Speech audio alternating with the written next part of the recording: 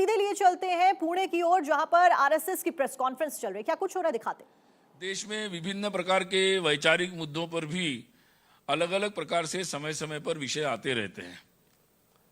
मूलभूत देश के बारे में, हमारे धर्म के बारे में, हमारी संस्कृति के बारे में, हमारे भूतकाल के बारे में, वर्तमान के बारे में और भविष्य के बारे में भी कई विषय लगातार आते हैं। और इस पर स्वाभाविक है, हमारे देश में विभिन्न विचार हो सकते हैं, परंतु सत्य के आधार पर और तथ्यों के आधार पर इन विषयों के बारे में चर्चा होनी चाहिए। इस पर संघ का और संघ प्रेरित सभी संगठनों का लगातार आग्रह रहता है और प्रयास रहता है। तो इस संदर्भ में हो रही चर्चाओं पर भी यहाँ विचार विमर्श होगा और वैचारिक विमर्श के मुद्दों पर दिशा कैसी होनी चाहिए, इस पर भी चर्चा विचार विमर्श होगा और अपने अपने अनुभव और अपने अपने प्रयासों के बारे में भी यहाँ पर चर्चा होगी।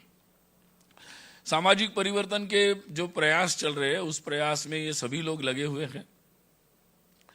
जैसे जीवन मूल्यों के साथ परिवार चलने चाहिए, अपने जीवन को पर्यावरण की सुरक्षा के साथ जीवन की शैली बननी चाहिए, स्वदेशी के साथ अपनी आर्थिक नीतियां बननी चाहिए और साथ ही ये सब करते हुए हमारे जीवन में समरसता का संदेश होना चाहिए, ताकि जातिगत भेदभाव और जो भी सबका सहभाग, इस बात के लिए आग्रह बनना चाहिए। इस पर सभी के प्रयास कैसे हो सकते हैं और स्वाभाविक रूप से एक नागरिक के नाते हमारे देश में सभी स्वयंसेवकों की भूमिका और साथ में देश के सभी लोगों की भूमिका कैसे बन सकती है, ऐसे कई माध्यमों के द्वारा सामाजिक परिवर्तन में सभी स्वयंसेवक लगे हैं।